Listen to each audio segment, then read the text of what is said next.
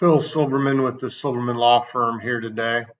We are going to go over the commitment for title insurance in the state of Texas, and we're going to talk about how to read a title commitment form and some of the major things that are in that form. So let's go ahead and get started. First of all, this is Form T7. It's a form because it's promulgated by the Texas Department of Insurance, and all title companies, all underwriters use this form. The title commitment is a precursor to the actual policy. So if you think about where this comes in a residential, this is a residential transaction. This form is assuming we're doing a residential transaction here.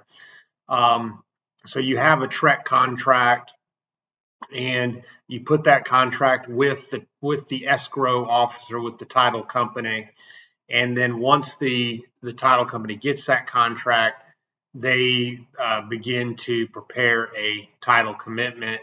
This title commitment then goes out to the seller and the buyer to review, and this commitment is a precursor to the policy that the underwriter will ultimately issue. So it's an important document.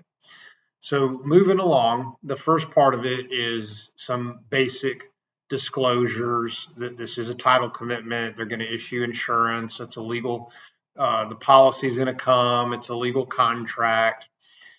Then you get to minerals and mineral rights. I can telling you that mineral rights may not be covered. I can almost assure you in a residential type deal, lot and block, you're not going to have a mineral rights policy almost 99.9% of the time. So I wouldn't worry too much about mineral rights unless that is specific about to your deal. You almost certainly need to talk to a real estate attorney about that.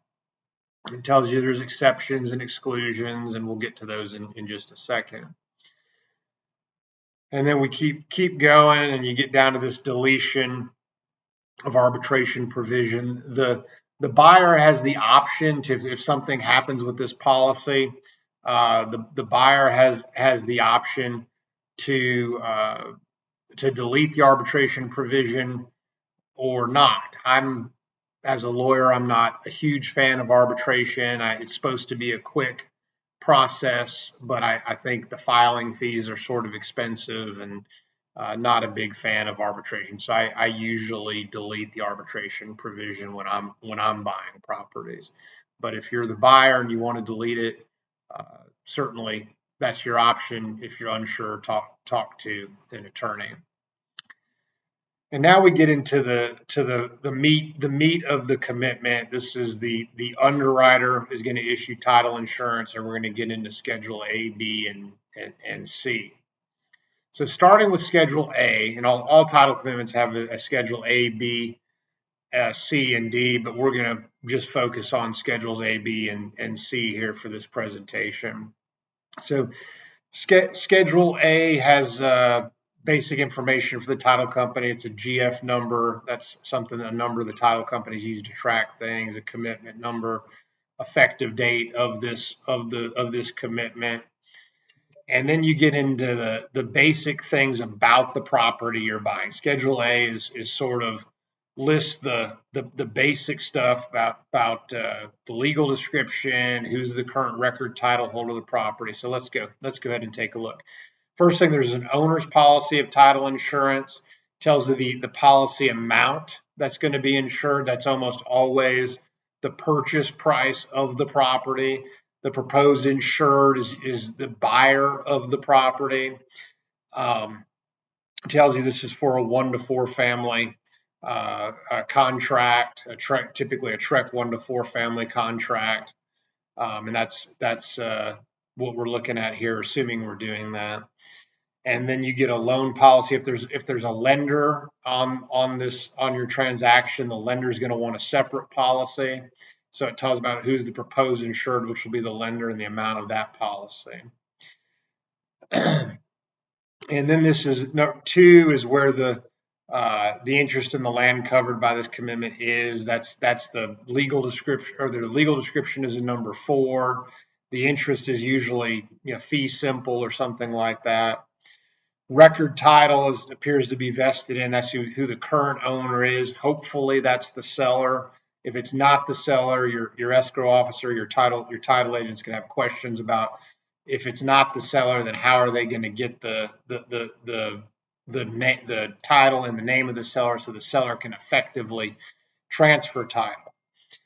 And then we get into Schedule B. Schedule B is exceptions from coverage. If you think about a title policy or any insurance policy, I always say the meat of all insurance policies are the devil's in the details. The meat of the policy is always in the exceptions and the exclusions, because that's the thing the insurance company is telling the insured, hey, we're not going to cover this. So Schedule B is going to have exceptions the title company is not going to cover. So deed restrictions, most of your residential properties are going to have deed restrictions. You don't get to go back and sue your title company and say, hey, I didn't know about these deed restrictions. 2, discrepancies, conflicts, and shortages in area and boundary lines. That's something that can actually now you can add you can add a special endorsement where that's deleted, and usually for a couple $100 you can get this removed, so you will get coverage for discrepancies, conflicts, and you're going to have a survey. So anytime we represent buyers at our law firm, I always tell them, go ahead and pay the extra couple $100, get this deleted from the exceptions part of the policy, get that additional coverage. I think it's well worth it.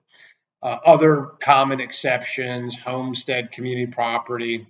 And then this number 4 is kind of a laundry list of stuff, statutory water rights. Oh, this, by the way, is also in the TREC contract, things that the seller is accepting to at the sale.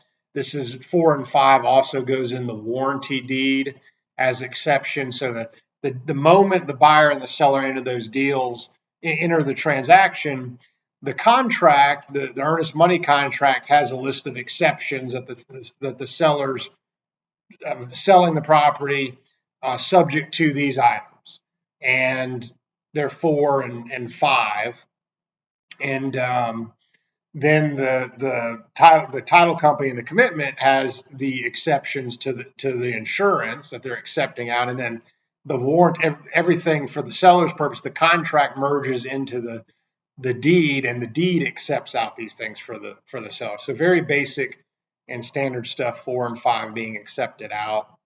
And then you get into some other exceptions here that are fairly common. And then we get to Schedule C. And if you think about Schedule C, what is Schedule C?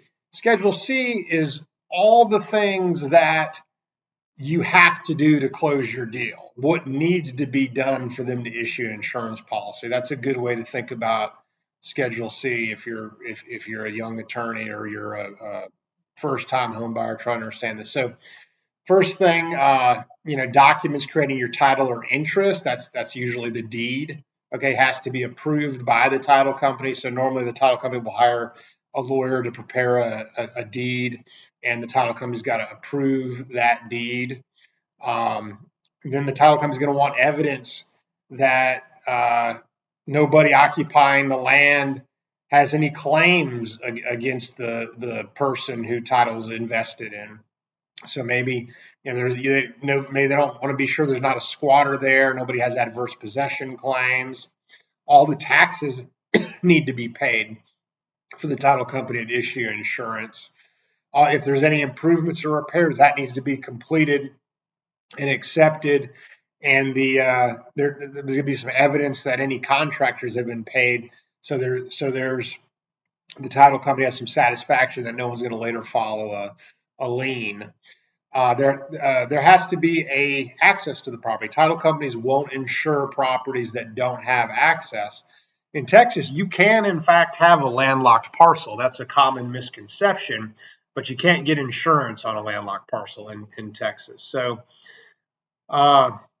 number 3, you've got to pay for the property, right? So you got to pay the seller, or the borrower is going to put money on to the seller on behalf of the borrower. The lender is going to give the seller money on behalf of the borrower. So you actually have to pay for it, obviously. So, and that brings us to the end of our how to review a title commitment. So this was a sample title agreement or title commitment, and we went over the basic disclosures, and we went over Schedule A, B, and C. Let me know if you have any additional questions or other topics you want to see discussed. If you like this, please like and subscribe to our channel. And thank you for watching.